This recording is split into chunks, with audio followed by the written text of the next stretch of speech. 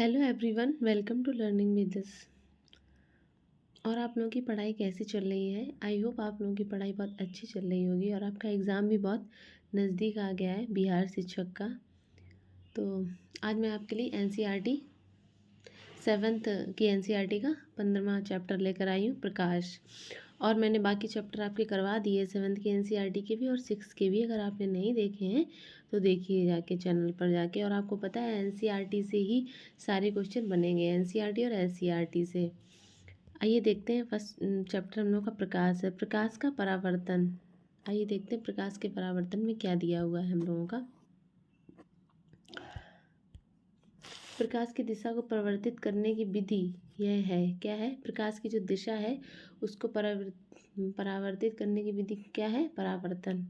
यह है कि इसे किसी चमकदार पृष्ठ पर डाला जाए। उदाहरण के लिए स्टेनलेस इस्पात की चमकदार प्लेट अथवा इस्पात की चमकदार चम्मच प्रकाश की दिशा को परिवर्तित कर सकती है। क्या कर सकती है? प्रकाश की दिशा को परिवर्तित कर सकती है। जल का पृष्ठ भी दर्पण की भांति कार्य कर सकता है तथा प्रकाश के पथ को बदल सकता है। क्या कर सकता है? प्रकाश के पथ को बदल सकता है। दर्पण अपने ऊपर पड़ने वाले प्रकाश की दिशा को बदल देता है। दर्पण द्वारा प्रकाश की दिशा, यह परिवर्तन प्रकाश का परावर्तन कहलाता है। क्या कहलाता है? प्रकाश का परावर्तन कहलाता है। इस प्रकार के प्रतिबिंब को सीधा प्रतिबिंब कहते हैं। कैसा कहते हैं? सीधा पर प्रतिबिंब कहते हैं। समतल दर्पण किसी बिंब का समतल दर्पण द्वारा बना गया प्रतिबिंब पर्दे पर प्राप्त नहीं किया जा सकता है। किस पे प्राप्त नहीं किया जा सकता? पर्दे पर। नेक्स्ट पॉइंट हम लोगों का, अवतल दर्पण द्वारा बना प्रतिबिंब साइज आकार में बिंब से छोटा या बड़ा हो सकता है। कैसा हो सकता है? छोटा या बड़ा हो सकता है। प्रतिबिंब वास्तविक अथवा आभासी भी हो सकता है। कैसा हो सकता है? वास्तविक और आभासी भी हो सकता है। अवतल दर्पणों का उपयोग अनेक क्या है? अवतल दर्पण का उपयोग अनेक प्रयोजनों के लिए किया जाता है। संभवतः डॉक्टर को आँख, कान, नाक तथा गले का निरीक्षण करते समय अवतल दर्पण का प्रयोग करते देखा जाता है। किस किस में देखा जाता है अवतल दर्पण का प्रयोग? आँख मतलब डॉक्टर जो आँख देखते हैं ना, जिस दर्पण का प्रयोग करते हैं उसके द्वारा, और कान का भी और नाक का भी, और गले का निरीक्षण करते समय अवतल दर्पण का प्रयोग किया जाता है। और इसका प्रतिबिंब कैसा होता है? वास्तविक अथवा आभासी हो सकता है इसका प्रतिबिंब। आइए देखते हैं नेक्स्ट पॉइंट है हम लोगों का, दंत विशेषज्ञों द्वारा अवतल दर्पण का उपयोग दांतों का बड़ा प्रतिबिंब देखने के लिए किया जाता है। कैसा? दांतों का बड़ा प्रतिबिंब देखने के लिए किया जाता है। टार्च, कारों अथवा स्कूटरों के अग्रदीप के परावर्तक पृष्ठ की आकृति भी अवतल है। कैसी? अब जैसे हम लोगों के टार्च में जो शीशा लगा था, आपने देखा होगा कि उसके आगे का शीशा जो होता है वो अवतल दर्पण का होता है। कार तथा स्कूटर में भी जो आगे शीशे लगे होते हैं वो भी किसके होते हैं? अवतल दर्पण के होते हैं। स्कूटरों के पार्श्व दर्पणों, साइड मिरर के उपयोग किए जाने वाले दर्पण क्या होते हैं? उत्तल दर्पण होते हैं। कैसे होते हैं? उत्तल दर्पण होते हैं। सॉरी, ये उत्तल दर्पण के होते हैं और वो अवतल दर्पण के होते हैं जो बताया था हमने। ठीक है, आइए नेक्स्ट देखते हैं। उत्तल दर्पण अधिक क्षेत्र के दृश्य का प्रतिबिंब बना सकते हैं। कैसे? अधिक क्षेत्र के दृश्य का प्रतिबिंब बना सकते हैं। ये चालकों को पीछे के अपेक्षाकृत अधिक क्षेत्र के वाहनों को देखने में सहायता करते हैं। आइए अब इसके थोड़े से इम्पॉर्टेंट फैक्ट देख लेते हैं। प्रकाश की किरणों को किसी वस्तु से टकराकर लौटना लौटना प्रकाश की किरणों का परावर्तन या प्रकाश का परावर्तन कहलाता है। रिफ्लेक्शन ऑफ लाइट कहलाता है। क्या कहलाता है? जैसे प्रकाश की किरणें किसी वस्तु पर टकरा कर लौट आए तो इनको क्या कहते हैं? परावर्तन या प्रकाश का परावर्तन कहते हैं। एक उच्च कोटि की पॉलिश की हुई चमकीली वस्तु उस पर पड़ने वाली प्रकाश की अधिकांश किरणों को क्या करती है? परावर्तित कर देता है। जैसे कि दर्पण या आईना, जिसकी सतह एक चमकीली पदार्थ से पॉलिश की रहती है, जो उस पर पड़ने वाली प्रकाश की अधिकांश किरणों को क्या कर देती है? परावर्तित कर देती है। आइए अब देखते हैं आपतित किरणें। किसी परावर्तित होने वाली सतह पर पड़ने वाली प्रकाश की किरणें क्या? आपतित किरणें कहलाती हैं। क्या कहलाती? आपतित किरणें कहलाती हैं। परावर्तित किरणें, किसी वस्तु से टकराकर लौटने वाली किरणें क्या कहलाती हैं? परावर्तित किरणें कहलाती हैं। क्या? परावर्तित किरणें कहलाते हैं। आइए देखते हैं अभिलंब। एक काल्पनिक रेखा जो परावर्तित होने वाली सतह पर प्रकाश की किरण पड़ने के बिंदु पर लंब होती हैं को अभिलंब या परावर्तित होने वाली सतह पर लंब कहते हैं। क्या कहते हैं? अभिलंब या परावर्तित होने वाली सतह पर क्या कहते हैं? लंब कहते हैं। आपतन कोण, प्रकाश की किरणें द्वारा आपतन बिंदु तथा उस बिंदु पर अभिलंब के साथ बनने वाले कोण को आपतन कोण कहते हैं। ठीक है, आइए नेक्स्ट है परावर्तन कोण। प्रकाश की किरणों द्वारा परावर्तन के बिंदु अथवा अभिलंब के साथ बनाए जाने वाले कोण को क्या कहते हैं? परावर्तन कोण कहते हैं। परावर्तन के आइए नियम देखते हैं। आपतन कोण परावर्तन कोण के बराबर होता है। कैसा होता है? बराबर होता है। तथा आपतित किरण दर्पण के आपतन बिंदु पर अभिलंब तथा परावर्तित सभी एक ही तल में होते हैं। मतलब आपतित किरण और दर्पण के आपतन बिंदु और लंब सब क्या होते हैं? एक ही तल में होते हैं। परावर्तन के ये नियम सभी सतह के परावर्तक पृष्ठों के लिए लागू होते हैं। किसके लिए? परावर्तक पृष्ठों के लिए लागू होते हैं। परावर्तक पृष्ठों के प्रकार। परावर्तक पृष्ठ गोलाकार, समान या असमान रूप से मुड़े हुए या समतल किसी भी प्रकार के हो सकते हैं। कैसे? मुड़े हुए या समतल किसी भी प्रकार के हो सकते हैं। गोली दर्पण। गोली दर्पण दो प्रकार के होते हैं। एक अंदर की तरफ परावर्तक पृष्ठ वाले गोली दर्पण तथा दूसरे बाहर की तरफ परावर्तक पृष्ठ वाले गोली दर्पण होते हैं। अवतल दर्पण या अवतल गोली दर्पण। गोली दर्पण जिसका परावर्तक पृष्ठ अंदर की ओर अर्थात गोले के केंद्र की तरफ वक्रित रहता है को अवतल दर्पण या अवतल गोली दर्पण कहते हैं। कैसे कहते हैं? अवतल दर्पण या अवतल गोली दर्पण कहते हैं। आइए नेक्स्ट देखते हैं उत्तल दर्पण या उत्तल गोली दर्पण। गोली दर्पण जिसका परावर्तक बाहर की ओर वक्रित रहता है को उत्तल दर्पण या उत्तल गोली दर्पण कहते हैं। जैसे एक चम्मच का एक परावर्तक सतह अंदर की ओर वक्रित रहता है। आपने चम्मच देखी, वो अंदर की ओर वक्रित रहता है। यह अवतल गोली दर्पण का उदाहरण है। किसका उदाहरण है? अवतल गोली दर्पण का उदाहरण है। दूसरी ओर चम्मच का बाहर की ओर हिस्सा वक्रित या परावर्तक सतह, यह एक किसका उदाहरण है? ये आपका उत्तल दर्पण का उदाहरण है। आइए नेक्स्ट हेडिंग देखते हैं लेंसों द्वारा बने प्रतिबिंब क्या है? आवर्धक लेंस हैंड लेंस बहुत छोटे प्रिंट को पढ़ने के लिए उपयोग किया जाता है। संभवतः आपने इसका उपयोग कॉकरोच अथवा केंचुए के शरीर के भागों को देखने के लिए भी किया होगा। आवर्धक लेंस वास्तव में एक प्रकार का लेंस ही होता है। लेंसों का उपयोग व्यापक रूप से चश्मों में, दूरदर्शकों या दूरबीन तथा सूक्ष्म दर्शियों में किया जाता है। इस सूची में लेंसों के कुछ अन्य उपयोग जोड़ने का प्रयत्न कीजिए। वे लेंस जो किनारों की अपेक्षा बीच में मोटे प्रतीत होते हैं उत्तल लेंस कहलाते हैं। क्या कहलाते हैं? उत्तल लेंस कहलाते हैं। जो किनारों की अपेक्षा बीच में पतले महसूस होते हैं अवतल लेंस कहलाते हैं। लेंस पारदर्शी होते हैं।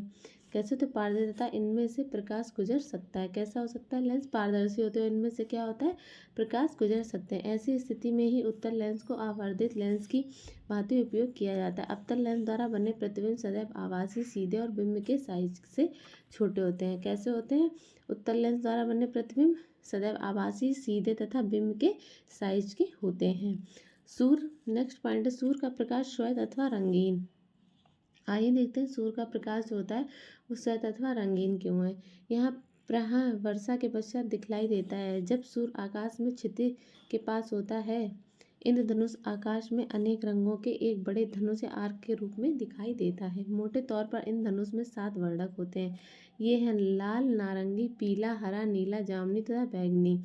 आप लोग इसको बहुत अच्छे से याद रखिएगा। कितने रंग हैं? कितने हैं? लाल, नारंगी, पीला, हरा, नीला, जामुनी, बैंगनी। जब साबुन के बुलबुले बनते हैं तो वे भी रंगीन दिखलाई देते हैं। इसी प्रकार जब प्रकाश किसी सीढ़ी से परावर्तित होता है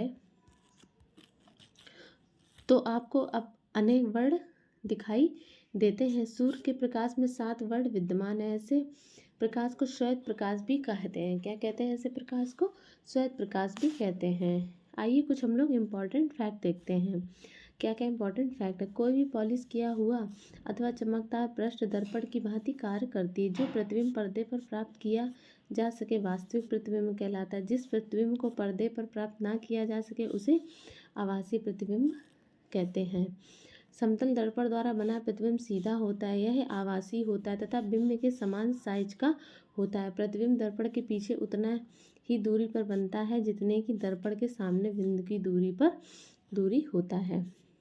आइए नेक्स्ट पॉइंट देखते हैं।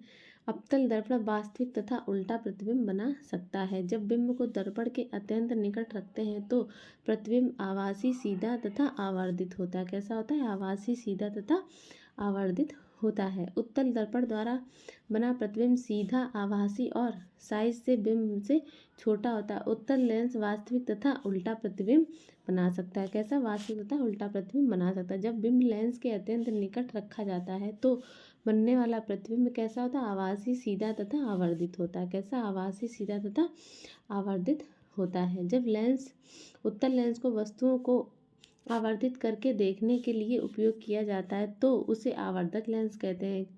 कब आवर्धक लेंस कहते हैं उसको? जब वस्तुओं को आवर्धित करके देखने के लिए उपयोग किया जाता है। अवतल लेंस सदैव सीधा, आभासी तथा साइज में बिंब से छोटा प्रतिबिंब बनता है। श्वेत प्रकाश 7 वर्णों का क्या होता है? मिश्रण है। आपका ये चैप्टर जो प्रकाश है वो भी आपका फिनिश होता है। आइए नेक्स्ट चैप्टर हम लोग का देखते हैं, जल। 16वां चैप्टर है। क्या है? जल। आइए जल्दी, छोटे छोटे चैप्टर हैं बहुत यहाँ, लेकिन यहाँ से इंपॉर्टेंट पॉइंट बहुत निकल रहे हैं, आप लोगों को भी समझ में आ रहा होगा।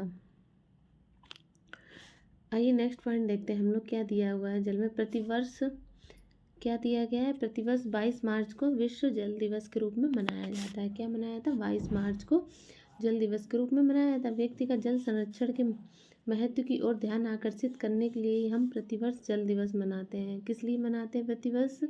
व्यक्तिगत जल संरक्षण मतलब जल को बचाने के महत्व को ध्यान को आकर्षित करने के लिए हम लोग क्या मनाते हैं? जल दिवस मनाते हैं। पेयजल, धुलाई, खाना पकाने और उचित सफाई बनाए रखने के लिए संयुक्त राष्ट्र द्वारा प्रत्येक व्यक्ति के लिए सुझाई गई जल की न्यूनतम मात्रा 50 लीटर प्रति व्यक्ति है। यह मात्रा प्रति व्यक्ति प्रतिदिन लगभग 2.5 बाल्टी जल के बराबर है। कितने? 2.5 बाल्टी जल के, मतलब एक दिन में हम लोग सिर्फ 50 लीटर या 2.5 बाल्टी जल का ही उपयोग कर सकते हैं। जल की कमी पूरे विश्व के लिए चिंता का विषय बन गई है। ऐसा अनुमान है कि अब से कुछ ही वर्षों में विश्व में 1/3 से अधिक जनसंख्या को जल की कमी का सामना करना पड़ेगा। बिल्कुल करना पड़ेगा, क्योंकि जल की कमी बहुत ज़्यादा होती जा रही है। इसलिए हम लोग जल का उपयोग ना जितना ज़रूरी हो उतना ही उसका उपयोग करें, फालतू में उसको वेस्ट ना किया जाए। जल की उपलब्धता आइए देखते हैं। पृथ्वी की सतह पर लगभग 71% भाग जल से ढका हुआ है। कितना ढका हुआ है? 71%। पृथ्वी पर उपस्थित लगभग समस्त जल समुद्रों और महासागर, नदियों, तालों, ध्रुवीय बर्फ, भौम जल और वायुमंडल में पाया जाता है, परंतु इसमें से अधिकांश जल मानव उपयोग के लिए उपयुक्त नहीं है। उपयोग के लिए उपयुक्त जल आलवण जल है, जिसे बोलचाल की भाषा में ताज़ा जल कहते हैं। कैसा कहते हैं उसे? ताज़ा जल। आइए जल की अवस्थाएं देखते हैं। विभिन्न प्राकृतिक प्रक्रमों द्वारा पृथ्वी पर जल की निरंतर उपलब्धता करोड़ों वर्षों से बनी हुई। यह सभी प्रक्रम सम्मिलित रूप से जल चक्र का निर्माण कराते हैं। जल चक्र द्वारा परिचक्रण के दौरान जल इनकी 3 अवस्थाएं अर्थात ठोस, द्रव, गैस में किसी एक अवस्था में पृथ्वी पर कहीं भी पाया जा सकता है। किन 3 अवस्था में? ठोस, द्रव, गैस की अवस्था में पाया जा सकता है। ठोस अवस्था में जल बर्फ और हिम के रूप में पृथ्वी के ध्रुवों पर बर्फ छद्रक या बर्फ से ढके पर्वत और हिमनदों और ग्लेशियर में पाया जाता है। द्रव अवस्था में जल महासागरों, झीलों, नदियों के अतिरिक्त भूतल के नीचे भौम जल भी पाया जाता है। गैसीय अवस्था में जल हमारे आसपास की वायु में जलवाष्प के रूप में क्या होती है? उपस्थित रहता है। आइए नेक्स्ट पॉइंट हम लोग देखते हैं।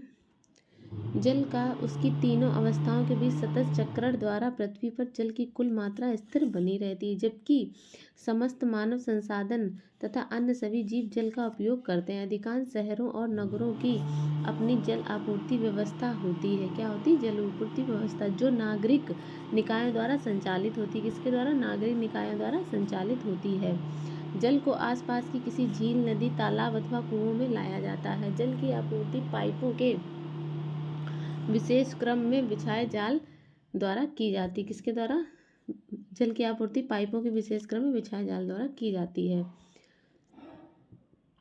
सामान्यतः ग्रामीण क्षेत्रों में जल की आपूर्ति इस प्रकार नहीं होती। वहाँ लोग अपने उपयोग के लिए जल सीधे उनके स्रोतों से ही प्राप्त करते हैं। प्रायः महिलाएं और बच्चों को जल लाने के लिए उनके स्रोत तक पैदल जाना पड़ता है। कभी कभी जल स्रोत कई किलोमीटर दूर पर होता है। गाँव में देखना होगा आपने, बहुत दूर दूर मतलब जल भरने जाया करते थे लोग, कहीं कहीं अभी भी जाते हैं, लेकिन अब थोड़ी सी सुविधा हो गई है। जल का एक महत्वपूर्ण स्रोत क्या है? भौम जल। मृदा में आर्द्रता भूमिगत जल की उपस्थिति को इंगित करती है। यदि और अधिक गहराइयों तक खोदा जाए तो उस स्तर तक पहुंच सकते हैं जहां मृदा के कणों के बीच के सारे रिक्त स्थान, अवकाश और चट्टान के बीच के स्थान जल से भरे होते हैं। इस परत की ऊपरी सीमा भौम जल कहलाती। क्या कहलाती है भाई? भौम जल कहलाती है। भौम जल स्तर विभिन्न स्थानों पर भिन्न भिन्न होता है और यह किसी दिए गए स्थान पर परिवर्तित भी हो सकता है। किससे? दिए गए स्थान पर परिवर्तित भी हो सकता है। भौम जल स्तर 1 मीटर से भी कम गहराई पर अथवा भूमि में अनेक मीटर की गहराई में हो सकता है। भौम जल स्तर के नीचे पाए जाने वाला क्या है? जल भौम कहलाता है। क्या कहलाता है? जल भौम जल कहलाता है। भौम जल का स्रोत वर्षा जल और अन्य स्रोतों जैसे कि नदियों और तालाबों का जल मृदा से रिसकर भूमि के नीचे गहराई में रिक्त स्थानों और दरारों को भर देता है। भूमि में जल का रिसाव अंतःस्यंदन कहलाता है। क्या कहलाता है? अंतःस्यंदन कहलाता है। नेक्स्ट पॉइंट है, अतः इस प्रक्रम द्वारा उपयोग किए जा चुके भौम जल की पुनः परिपूर्ति हो जाती है। कुछ स्थानों पर भौम जल स्तर के नीचे स्तर कठोर शैलों चट्टानों की परत के बीच भौम जल संचित हो जाता है। इस प्रकार संचित भौम जल के भंडारणों को जल भर कहते हैं। क्या कहते हैं? जल भर कहते हैं। जल भरों के जल को सामान्यतः नलकूपों तथा अथवा हैंड पाइपों की सहायता से बाहर निकाला जा सकता है। ठीक है, आइए नेक्स्ट पॉइंट देखते हैं। ऐसे स्थानों पर भौम जल स्तर पर पहुंचने के लिए संछिद्रण या बोरिंग की जाती है। वहां कार्य करने वाले लोगों से मालूम कीजिए कि उन्हें जल पाने के लिए कितनी गहराई या खुदाई करनी पड़ी। भौम जल स्तर का अवक्षय आइए देखते हैं। भूमि के नीचे से निकाले गए भौम जल की पुनः पूर्ति प्रायः वर्षा जल के अवस्तरण या रिसाव द्वारा हो जाती है। भौम जल स्तर तब तक प्रभावित नहीं होता है जब तक कि हम केवल उतना ही जल निकालते हैं जितना कि प्राकृतिक प्रक्रमों द्वारा पुनः प्राप्ति हो जाती। तथापि जल की पर्याप्त रूप से पुनः पूर्ति न होने पर भौम जल स्तर क्या होता है? नीचे गिर सकता है। ऐसा क्यों हो सकता है? ऐसा अनेक कारणों से हो सकता है। यहाँ पर थोड़ा सा आपका मिसप्रिंट है, आइए देखते हैं। यहाँ है, ऐसा अनेक कारणों से हो सकता है। जनसंख्या में वृद्धि। क्या? जनसंख्या में वृद्धि, औद्योगिक और कृषि गतिविधियों आदि भौम जल स्तर को प्रभावित करने वाले कुछ सामान्य कारक हैं। अल्प वर्षा एक अन्य कारक है जो भौम जल स्तर को क्या करता है? नीचा कर सकता है। भौम जल स्तर को क्या है? भौम जल स्तर को प्रभावित करने वाले अन्य कारक हैं वन अपरोपण या वनोन्मूलन और जल के अवस्वरण के लिए प्रभावित क्षेत्र में कमी। आइए नेक्स्ट पॉइंट देखते हैं हम लोगों का क्या है? जनसंख्या प्रसार। क्या है? जनसंख्या प्रसार। जनसंख्या बढ़ने से भवनों, दुकानों और कार्यालयों और सड़कों के निर्माण की मांग भी बढ़ रही है। भाई जनसंख्या बढ़ी है तो इन सब चीज़ों की भी मांग बढ़ गई। इससे कृषि हेतु भूमि, उद्यानों और खेलों के मैदानों जैसे खुले क्षेत्रों में कमी आ जाती है। इसके कारण भूमि में वर्षा जल के अवस्त्रवण की दर कम हो जाती है। पक्के फर्श से जल आसानी से स्त्रावित नहीं होता है, जबकि घास और बगीचे, मैदानों आदि से जल तुरंत अवस्त्रित हो जाता है। निर्माण कार्य के लिए भी बड़ी मात्रा में जल की आवश्यकता होती है। इसके लिए प्रायः भौम जल का उपयोग किया जाता है। इस प्रकार एक ओर अधिक भौम जल का उपयोग कर रहे हैं और दूसरी ओर विभिन्न प्रकार के निर्माण कार्यों में परिणाम स्वरूप हम भूमि में जल के अवस्त्रवण के अवसर कम कर रहे हैं। इसके कारण भौम जल स्तर का निरंतर अवक्षय हो रहा है। क्या है? कम हो रहा है जल।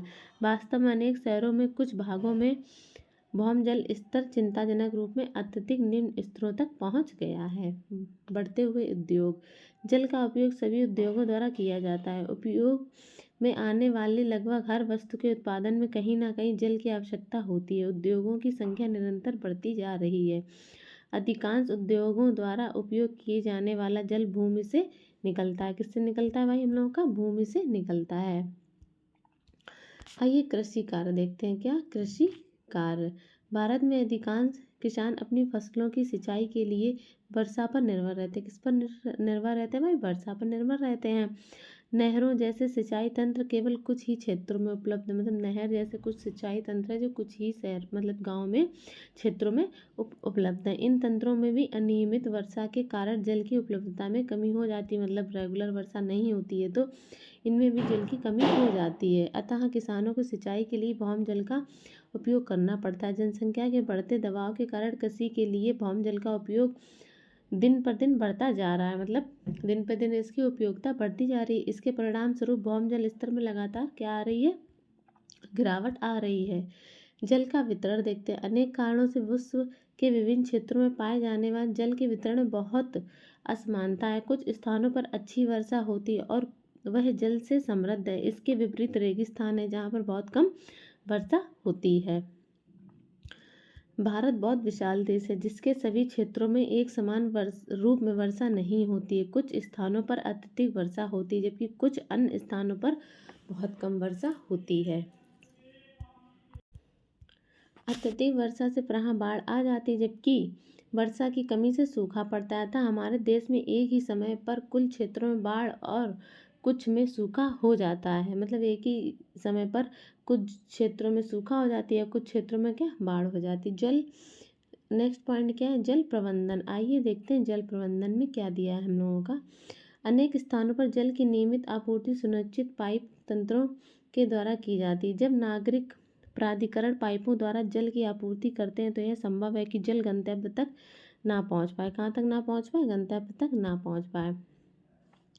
समांतर जल आपूर्ति पाइप में रिसाव को देखा होगा जिससे बड़ी मात्रा में जल पाइपों से रिसकर बह जाता है। यह नागरिक अधिकारियों का उत्तरदायित्व है कि बहुमूल्य जल को इस प्रकार व्यर्थ होने से क्या हो रोका जाए।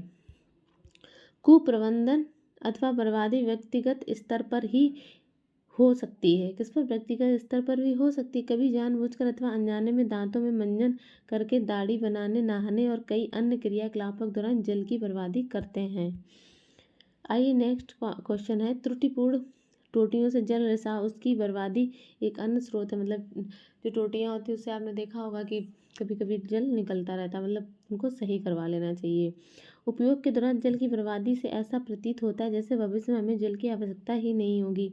वर्षा के रूप में जो जल हमें प्राप्त होता है उससे अधिकांश ऐसे ही बह जाता है। यह बहुमूल्य प्राकृतिक संसाधन की बर्बादी है। वर्षा जल का उपयोग भौम जल स्तर की पुनः प्राप्ति करने के लिए किया जाता है। किसके लिए? पुनः प्राप्ति करने के लिए किया जा सकता है। ऐसे जल संग्रहण अथवा वर्षा जल संग्रहण कहते हैं। भारत में अनेक स्थानों पर जल भंडार और जल का पुनः पूर्ति करने के लिए बावड़ी बनाने की प्रथाओं को सदियों से चलन रहा है। भाई सदियों से चलन इस चीज़ का रहा है। बावड़ी जल संचित करने का पारंपरिक तरीका था। क्या था? जल संचित करने का पारंपरिक तरीका था।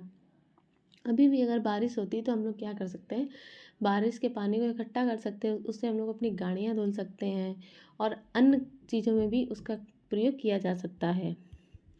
समय के साथ बावड़ियों का रख रखाव बंद कर दिया गया। पहले लोग यही करते थे, बावड़ियों में इकट्ठा कर लेते थे जिसमें से इन जलाशयों में धीरे धीरे गाद जमा होगी, मतलब गंदगी जमा होगी धीरे धीरे। तथापि जल की अत्यधिक कमी के कारण इन क्षेत्रों के लोगों को इस प्रकार की तकनीक में पुनः विचार करना पड़ा। मतलब अब इस तकनीक पर वो लोग पुनः विचार कर रहे हैं। बावड़ियों को पुनः बनाया जा रहा है। जिन स्थानों में बावड़ियों का पुनः उत्थान किया गया है वहाँ कम वर्षा के बावजूद जल की आवश्यकताओं को प्रबंधन भली बात हो रहा है। मतलब अब वहाँ पर जो जल का उपयोग है वो भली बात सुधर रहा है। किसान भी अपने खेत में जल का उपयोग मित व्ययता से कर सकते हैं। संभवतः आपने बूंद या ड्रिप सिंचाई व्यवस्था के बारे में सुना होगा। ड्रिप सिंचाई व्यवस्था कम व्यास के पाइपों द्वारा पौधों को पानी देने की तकनीक है जो सीधे उनकी जड़ों तक पहुंचाती है। कहाँ तक पहुंचाती है? जड़ों तक पहुंचाती है। नेक्स्ट पॉइंट हम लोगों का है पादपों पर जल की कमी का प्रभाव। मतलब पादप यानी कि पौधों पर। गमले के पादपों पौधों को यदि कुछ दिनों तक पानी ना दिया जाए तो वह मुरझा जाते हैं, अंततः सूख जाते हैं। पादपों को अपना भोजन तैयार करने के लिए, मृदा से पोषक तत्व प्राप्त करने के लिए जल की आवश्यकता होती है। पृथ्वी पर से हरियाली लुप्त हो जाएगी, इसका अर्थ जीवन का अंत हो सकता है क्योंकि पादपों के न रहने का परिणाम यह होगा कि पृथ्वी पर ना ही पर्याप्त भोजन, ना ही ऑक्सीजन उपलब्ध होगी, ना ही पर्याप्त वर्षा होगी और इनसे संबंध अनेक अन्य समस्याएं उत्पन्न हो सकती हैं। भाई जब जल नहीं होगा तो इससे अनेक सारी जो समस्याएं हैं वो उत्पन्न हो सकती हैं। आइए कुछ इंपॉर्टेंट फैक्ट हैं, हम लोग उन पर भी नज़र डालते हैं। जल 3 अवस्थाओं में पाया जाता है, ठोस, द्रव और वाष्प। यद्यपि जल चक्र के द्वारा जल की आपूर्ति बनी रहे, फिर भी विश्व के अनेक भागों में उपयोग जल की कमी है। विश्व के विभिन्न भागों में जल का वितरण असमान है। ऐसा बहुत कुछ मानव क्रियाकलापों के कारण भी है, भाई हम लोगों के कारण भी है ऐसा।